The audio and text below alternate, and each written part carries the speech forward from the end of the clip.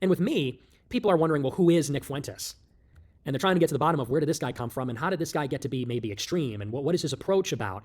And I think he likes me. I think he thinks I'm well-spoken. I think he thinks I'm a good guy. But like everybody, they all want to tell me you're hurting yourself by being provocative. And I can't help but wonder, I'm sure that comes from a good place. I mean, let's be honest.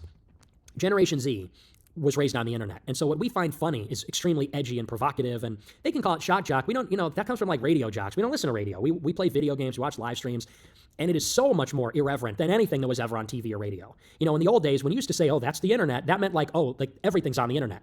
Smut, gore, people getting beheaded, people getting blown to smithereens, weird pornography. Like in 2007, when people would say, oh, that's the internet, it was synonymous with like anything goes on the internet. It is like, it's stupid, it's obscene, it's vulgar, it's chaotic. YouTube poop, it's just like low quality, amateurish, anything goes. And so we were raised on that. And I think on some level, it's a generational thing where, these older guys are like, do you really need to make these jokes? It's like, well, it's not that I need to, it's just one, it's who I am. And that's why Zoomers relate to me, because I'm speaking their language and that's what we find funny. That's our culture. That's our sense of humor. That's why I'm resonating. And I don't even do it intentionally. I don't do that self-consciously. I'm just who I am.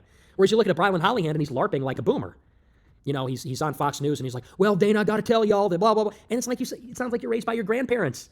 Do you really talk like that? Like you're fake as fuck. Like you don't sound like an 18-year-old. You sound like you're Alex P. Keaton. You sound like a sitcom character from the 80s. You're not real. So I think it comes from a good place. And for the boomers, they're like, I misjudged you because I saw these clips and that offended my sensibility. So I wish you would help us like you, by being less controversial. So I think it comes from a good place, but to me, that's what that is. And I don't begrudge him for that. I mean, maybe he's right in a certain way, but that's what it is.